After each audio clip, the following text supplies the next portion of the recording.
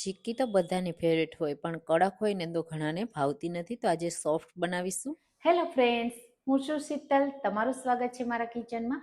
આજે આપણે બનાવીશું સિંગ તલની એવી સોફ્ટ ચીક્કી કે બધા જ ખાઈ શકે, જેમને દાંત ન હોય ને એ પણ ખાઈ શકે અને એકદમ હેલ્ધી રીતે અને ઝટપટ બની જાય ને એ રીતે બનાવીશું.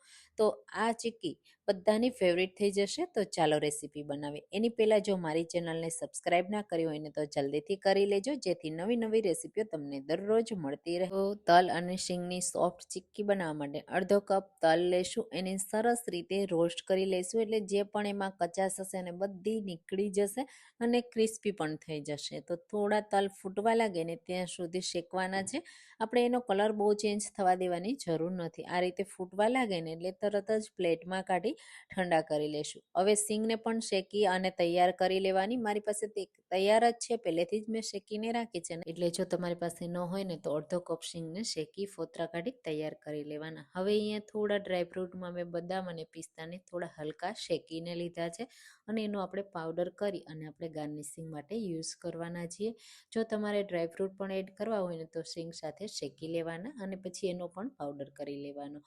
હવે 2 ચમચી ઘી લેશું. અહીંયા ઘી તમે ઓછું કે વધારે લઈ શકો છો. હવે અહીંયા મેં ખજૂર લીધો છે, એકદમ સોફ્ટ ખજૂર આવે ને તે છે. 250 ગ્રામ જેટલો ખજૂર છે અને હવે આપણે એને સરસ રીતે પેનમાં એડ કરી દેશું અને સરસ રીતે આપણે શેકી લેશું. તો એકદમ સોફ્ટ છે ને તો શેકાતા વાર નહીં લાગે. માત્ર 2 થી 3 મિનિટમાં બધો ખજૂર શેકાઈ જશે. અહીંયા મેં સ્ટીલનું પેન યુઝ કર્યું છે ને એટલે આ રીતે એમાં ધુમાડા નીકળે છે પણ સરસ રીતે શેકાઈ જશે. એટલો સરસ શેકાશે ને એટલો ચીક્કી ખાવામાં ટેસ્ટમાં બહુ સારો લાગશે.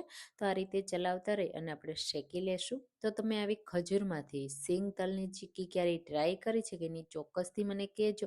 અને હા, મારી રેસીપી તમે કઈ સિટીમાંથી જુઓ છો ને એ મને કહેજો. અને ઉત્તરાયણ ઉપર તમારે નવી નવી ચીક્કીની જો રેસીપી જોઈતી હોય ને તો કમેન્ટમાં કહેજો કે તમારે કઈ કઈ ચીક્કીની રેસીપી જોઈ છે, હું તમારી સાથે શેર કરીશ. હવે અહીંયા તમે જુઓ ખજૂરને શેકાતા 3 મિનિટ થઈ ગઈ અને આ રીતે સોફ્ટ થઈ ગયો છે. બસ હવે નીચે ઉતારી ઠંડો કરીશું.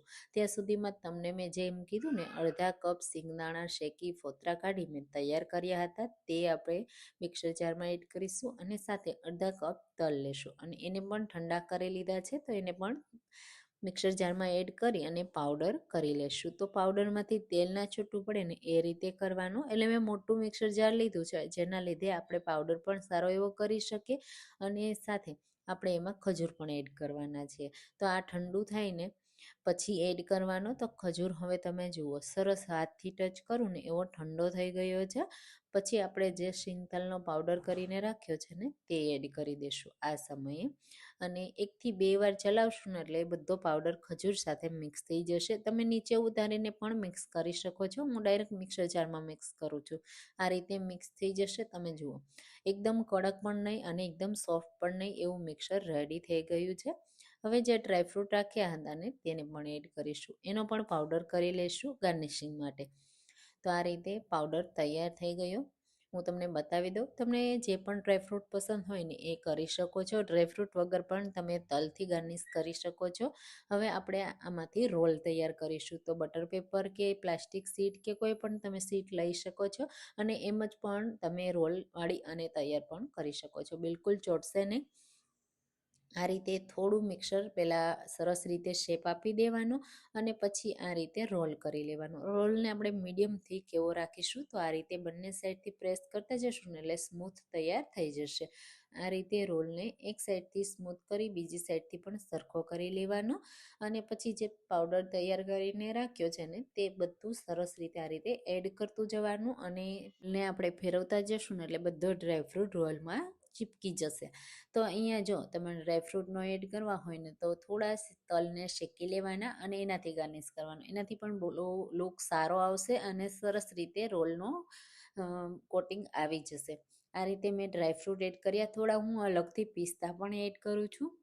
તો આ રીતે પિસ્તાની ફ્લેક્સ મેં એડ કરી અને થોડું કોટિંગ કરી લેશું અને બસ હવે આ રોલ આપણો તૈયાર છે. પણ આપણે એને રેસ્ટ થવા માટે રાખવાનો છે. જો ટાઈમ હોય તો એમ જ બહાર રાખી દો તો પણ ચાલે અને ટાઈમ ન હોય તો ફ્રીઝમાં રાખી અને 1 કલાક માટે ઠંડો થવા દેવાનો અને પછી એકદમ ટાઈટ રોલ વાળી અને આપણે આને ફ્રીઝમાં રાખી દેશું જેથી સરસ રીતે સેટ થઈ જાય.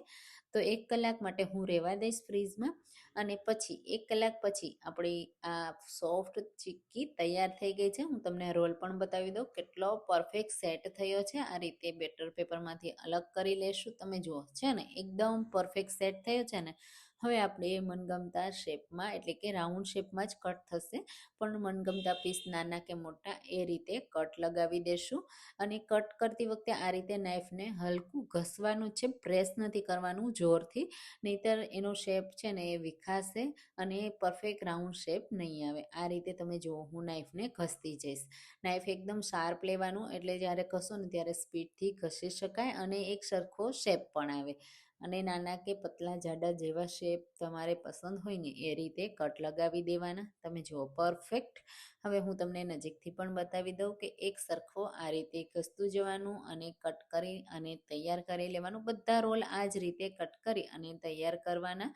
તો એકદમ સિમ્પલ પણ યુનિક એવી સોફ્ટ આપણી સિંગ તલની ચીક્કી રેડી થઈ ગઈ છે. તમે મહિના સુધી પણ રાખશો ને તો પણ ખરાબ નહીં થાય. ઠંડીમાં ખાસ જો તમને ચીક્કી ખાવી પસંદ હોય ને તો એકવાર આ ચીક્કી ચોક્કસથી ટ્રાય કરજો.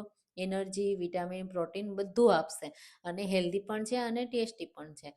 અને બાળકોને જો શીંગ અને તલ ન ભાવતા હોય ને તો આ રીતે તમે એમને એમ કહો કે મેં અહીંયા આમાં એડ કર્યા છે બિસ્કિટ, અને એની જગ્યાએ તમે આ રોલ ખવડાવશો ને તો પણ બાળકો ખાશે, એમને ખૂબ પસંદ આવશે. બસ બધા રોલ આ રીતે કટ કર્યા પછી એક પ્લેટમાં આપણે ગોઠવી અને સરસ રીતે ગાર્નિશ કરી દેશું. વચ્ચે પણ આ રીતે હું મૂકી દઈશ. થોડા મેં પિસ્તાથી વચ્ચે ગાર્નિશ કર્યા છે અને સાથે આપણે બદામની ફ્લેક્સથી પણ ગાર્નિશ કરીશું. તો એકદમ સિમ્પલ પણ યુનિક એવા આપણા રોલ બનીને તૈયાર થઈ ગયા છે. હાથમાં લઈને પણ હું તમને બતાવી દઉં કેટલા પરફેક્ટ બન્યા છે અને એકદમ સોફ્ટ પણ છે. મહિના સુધી રાખશો ને તો પણ કડક નહીં થાય અને બહાર જ સારા રહેશે. તો ફ્રીઝમાં રાખવાની પણ કોઈ જરૂર નથી. હું તમને એક પીસ તોડીને પણ બતાવી દઉં કેટલા સોફ્ટ છે. એકદમ પરફેક્ટ ખજૂર પાક જેવા જ બન્યા છે. તો જરૂરથી આ રેસીપી ટ્રાય કરજો, અને જો રેસીપી પસંદ આવે ને તો લાઈક કરજો, શેર કરજો અને મારી ચેનલને પણ સબસ્ક્રાઈબ કરજો, જેથી નવી નવી રેસીપીઓ તમને દરરોજ મળતી રહે. તો ચાલો ફરી મળીશું એક નવી અને યુનિક રેસીપી સાથે. ત્યાં સુધી થેન્ક યુ ફોર વોચિંગ.